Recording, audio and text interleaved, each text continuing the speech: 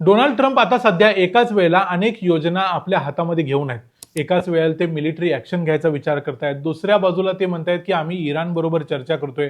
आतापर्यंत इराणनं अनेक वेळा या गोष्टीला नकार दिलाय की आमची अमेरिकेबरोबर कोणतीही चर्चा चालू नाही. पण तरीही म्हणजे थोडक्यात झालंय काय, तर डोनाल्ड ट्रम्प हे सिद्ध करतायत की ते त्यांच्यावर विश्वास ठेवण्याच्या लायकीचे व्यक्ती नाहीत. पण असं म्हणायचं कारण म्हणजे डोनाल्ड ट्रम्प यांनी एका बाजूला 10 दिवसांची मुभा दिलेली आहे की आम्ही कोणताही हल्ला इराणवरती करणार नाही. पण त्याचवेळी दुसऱ्या बाजूला मात्र काल रात्री त्यांनी इराणच्या इस्फहान या न्यूक्लिअर फॅसिलिटीवरती हल्ला केला. त्याच्यावरती बंकर बस्टर बॉम्ब नेऊन टाकले आणि त्याच्याबद्दलचे जे व्हिडिओ आहेत ते देखील सोशल मीडियामध्ये शेअर केले. म्हणजे थोडक्यात काय, एकीकडे युद्ध करणार नाही, हल्ले करणार नाही म्हणून सांगायचं आणि दुसऱ्या बाजूला हल्ले मात्र चालू ठेवायचे. तिसऱ्या बाजूला वॉल स्ट्रीट जर्नलनं एक न्यूज लीक केलेली आहे, एक बातमी लीक केलेली आहे. ती म्हणजे डोनाल्ड ट्रम्प हे खूप डेस्परेट झालेले आहेत युद्ध संपवण्यासाठी आणि जगाला काहीही किंमत द्यायला लागली तरी आता सध्या डोनाल्ड ट्रम्प यांना हे युद्ध लवकरात लवकर संपवायचं आहे आणि त्यासाठी ते कसे प्रयत्नशील आहेत याचं एक चित्र वॉल स्ट्रीट जर्नलनं उभं केलंय. त्याच्याबद्दलच्या अनेक बातम्या वेगवेगळ्या ठिकाणी आल्यात. नेमकं मग काय चाललंय? डोनाल्ड ट्रम्प खरोखर घाबरलेत का, की ते घाबरल्याचं नाटक करतायत, की ते धाडसी असल्याचं नाटक करतायत? नेमकं काय करतायत आणि काय चाललंय ते बघूया आजच्या या व्हिडिओमध्ये. मी आहे रणजित यादव आणि तुम्ही पाहताय द मराठी बाणा. तर झालंय असं की काल अमेरिकेनं इस्फहान या इराणच्या एक न्यूक्लिअर फॅसिलिटीवरती बंकर बस्टर बॉम्ब टाकले. आता बंकर बस्टर बॉम्ब हे तुम्हाला माहितीच आहेत, कारण जूनमध्ये देखील अमेरिकेनं फॉर्दो, नतांज आणि इस्फहान या तिन्ही ठिकाणी बंकर बस्टर बॉम्ब टाकलेले होते. ते टाकण्याचा उद्देश असा असतो की ते जमिनीमध्ये घुसतात आणि जमिनीच्या आत 100 फूट 200 फुटावरती जाऊन ते ब्लास्ट होतात, जेणेकरून त्या जमिनीच्या आत काही न्यूक्लिअर फॅसिलिटी असतील किंवा तिथं न्यूक्लिअर बॉम्ब ठेवलेले असतील किंवा तिथं कोणता सेटअप तयार केला असेल तो सगळा उद्ध्वस्त होतो. आणि इस्फहानच्याच बाबतीत हे करण्याचं कारण म्हणजे मागच्या जूनमध्ये जे युद्ध झालं होतं त्या युद्धाच्या अगोदरच इराणनं त्यांचे जे 450 किलो जे युरेनियम आहे, जे एनरिच केलेलं आहे 60% ते सगळं इस्फहान या ठिकाणी मूव्ह केलेलं होतं, अशा पद्धतीच्या बातम्या आलेल्या होत्या. त्यामुळे अमेरिकेला कोणताही चान्स घ्यायचा नाही. अमेरिकेचं टार्गेट आहे की इराणकडे हे 450 केजी युरेनियम असता कामा नये आणि त्यासाठी त्यांनी या इस्फहान फॅसिलिटीवरती हल्ला केला आणि तो उद्ध्वस्त करायचा प्रयत्न केला. आता त्याच्यामध्ये नक्की काय हाती लागले ते बघायला लागेल, पण हा हल्ला तरी काल झालेला आहे. दुसरीकडे वॉल स्ट्रीट जर्नलने एक बातमी दिलेली आहे, ती म्हणजे डोनाल्ड ट्रम्प आणि त्यांचे जे काही जवळचे सहकारी आहेत, पीट हेग्सेथ किंवा मार्को रुबियो वगैरे, या सगळ्यांच्या माध्यमातून एक बातमी अशी आलेली आहे की डोनाल्ड ट्रम्प यांना काहीही करून हे युद्ध संपवायचं आहे. आणि डोनाल्ड ट्रम्प यांनी भलेही 3,500 मरीन्स म्हणजे त्यांचे सैनिक तिथं नेऊन ठेवलेले असतील, आणखी 10,000 आणतो म्हणून ते सांगत असतील, तर प्रत्यक्षात त्यांना नवीन मिलिटरी ऍक्शन सुरू करायची नाहीयेत. इराणच्या जमिनीवरती आपल्या सैनिकांनी उतरायच्या अगोदर त्यांना काहीही करून चर्चेच्या मार्गातून हे युद्ध संपवायचं आहे, असं सध्या तरी त्यांच्या एकूणच वागण्यावरून दिसायला लागले. कारण त्यांनी असं सांगितलंय की हॉर्मुझची सामुद्रधुनी जगासाठी ओपन होवो किंवा न होवो, आपल्याला हे युद्ध संपवायचं आहे. कारण त्यांनी स्वतःसाठी पहिल्यांदा 4 आठवड्याची मुभा दिलेली होती की 4 आठवड्यात हे युद्ध संपू. नंतर ते म्हणाले की 6 आठवड्यापर्यंत हे युद्ध संपेल. पण 4 आठवडे होऊन गेलेले आहेत. 6 आठवड्याच्या दिशेनं जग चाललेलं आहे. पण इराणनं कोणतीही चर्चेची तयारी अजूनपर्यंत दाखवलेली नाही. इराण चर्चा करत नाही आहे.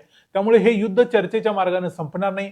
पाकिस्ताननं जी ऑफर दिलेली होती की आम्ही हे युद्ध थांबवण्यासाठी मध्यस्थाची भूमिका बजावू, पण पाकिस्तानची ही ऑफर देखील इराणनं रिजेक्ट केलेली आहे, नाकारलेली आहे. त्यामुळं डोनाल्ड ट्रम्प यांच्याकडे आता हाच पर्याय आहे की काहीही करून एकतर्फी एखादी ऍक्शन घ्यायची, गिरे तो भी टांग ऊपर अशी एखादी संधी शोधायची आणि हे युद्ध आपल्या बाजूने आम्ही थांबवतो, आम्ही जिंकलो असं जाहीर करायचं. म्हणजे आता डोनाल्ड ट्रम्प म्हणायला लागलेत की नाटो कंट्रीज, नाटोमध्ये असणारे सगळे देश किंवा गल्फमध्ये असणारे सगळे देश, या सगळ्यांना मध्ये घालून आपण हे युद्ध थांबवू शकतो. हॉर्मुझची सामुद्रधुनी जगासाठी ओपन झाली नाही तरी चालेल. पण प्रत्यक्षात इथं बघा, अमेरिका कसा स्वार्थी आहे. अमेरिकेकडे स्वतःचं तेल आहे, स्वतःचा गॅस आहे, अमेरिकेला काही फरक पडत नाही. पण त्यानंतर देखील ही सामुद्रधुनी युद्ध थांबल्यानंतर देखील बंद राहू शकते. मग ती बंद कुणासाठी राहील? युरोपियन देशांसाठी बंद राहील. याशिवाय ती बंद राहील अमेरिकेचे जे जे सहकारी देश आहेत, जसं ऑस्ट्रेलिया, न्यूझीलंड वगैरे आहेत, यांच्यासाठी देखील बंद राहील. काही देशांसाठी इराणनं याच्यामध्ये मुभा दिलेली आहे, ज्यामध्ये चीन आहे, भारत आहे, पाकिस्तान वगैरे आहेत. या सगळ्यांना मुभा दिली असली तरी जगातल्या जास्तीत जास्त देशांसाठी ही सामुद्रधुनी बंद राहणार आहे. म्हणजे या तेलाचे दर असेच वाढलेले राहणार आहेत. ते अगदी पूर्वी जसे होते $67, $65 प्रति बॅरल, तिथपर्यंत येणार नाहीत आणि त्याचा फरक अमेरिकेला पडत नाही. कॅरोलिन लेविट यांनी, म्हणजे व्हाईट हाऊसच्या प्रेस सेक्रेटरी आहेत, त्यांनी सांगितलं की आम्हाला जे आमचे युद्धाचे मुख्य उद्देश आहेत त्या कोर ऑब्जेक्टिव्हमध्ये हॉर्मुझची सामुद्रधुनी ओपन करणं हा आमचा कोर ऑब्जेक्टिव्ह कधीच नव्हता, असं त्यांनी सांगितलंय. पण तुमच्या या ऍक्शनमुळेच तर हॉर्मुझची सामुद्रधुनी बंद झाली.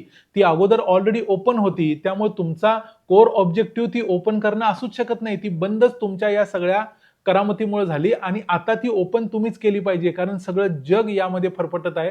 सगळ्या जगामध्ये किमती वाढलेल्या आहेत तेलाच्या आणि सगळ्या जगाला त्याची किंमत द्यायला लागते. आणि डोनाल्ड ट्रम्प आता म्हणतात की हॉर्मुझची सामुद्रधुनी बंद राहिली तरी चालेल, पण आम्हाला युद्ध संपवायचं आहे. म्हणजे थोडक्यात काय, डोनाल्ड ट्रम्प हे शरणागतीच्या जवळ आलेले आहेत, पण प्रत्यक्षात त्यांच्या स्वभावाप्रमाणे ते शरणागती पत्करणार नाही डायरेक्टली. ते शरणागतीसाठी दुसरा काहीतरी उपाय काढणार. अचानक जसे काल बंकर बस्टर बॉम्ब टाकले तसे टाकणार आणि मग सीज फायर डिक्लेअर करणार, म्हणणार आम्ही जिंकलो. कारण मी म्हटलं तसं गिरे तो भी टांग ऊपर अशी संधी त्यांना अजूनपर्यंत या युद्धामध्ये इराणनं दिलेली नाही. ती संधी त्यांना मिळाली की ते युद्धातून बाहेर पडतील. सध्या यामध्ये इस्रायलची भूमिका काय, इस्रायल हल्ले करत राहणार वगैरे वगैरे, ह्या सगळ्या इफ्स अँड बट्सच्या गोष्टी आहेत. नक्की काय होईल कसं होईल हे माहिती नाही, पण संपूर्ण जगाला युद्धाच्या खाईमध्ये लोटून जगाला या युद्धाची किंमत द्यायला लावून डोनाल्ड ट्रम्प मात्र या युद्धातून बाहेर पडायचा विचार करतायत. दुसऱ्या बाजूला ते हे देखील सिद्ध करतायत ते की अजिबात विश्वासपात्र नेते नाहीत. त्यांच्यावरती कुणीही विश्वास ठेवू शकत नाही. त्यांची बोलण्याची भाषा आणि ऍक्च्युली त्यांचं जे वर्तन आहे ते पूर्णपणे वेगळं आहे. अन्यथा त्यांनी इस्फहानवरती हल्ला केला नसता. आता सध्या ते युद्धात फक्त एकाच गोष्टीसाठी गुंतलेले आहेत, ते म्हणजे इराणकडे असलेलं 450 kg युरेनियम, जे 60% एनरिचमेंट झालेलं आहे. ते जर इराणकडे नसतं तर डोनाल्ड ट्रम्प यांनी कधीच काढता पाय घेतला असता, कारण त्यांना भीती आहे कधीतरी इराण आणेल आणि हे सगळं 450 kg अमेरिकेवरती टाकेल. या व्हिडिओमध्ये इथंच थांबूया. डोनाल्ड ट्रम्प यांच्या या पॉलिसीबद्दल, ते जे काही करतायत याच्याबद्दल तुम्हाला काय वाटतं, तुमचं काय मत आहे ते आम्हाला कमेंट्समध्ये जरूर सांगा. व्हिडिओ आवडला असेल तर व्हिडिओला लाईक करा, चॅनलला सबस्क्राईब करा. पुन्हा भेटू पुढच्या व्हिडिओमध्ये. तोपर्यंत पाहत राहा द मराठी बाणा. जय हिंद, जय महाराष्ट्र.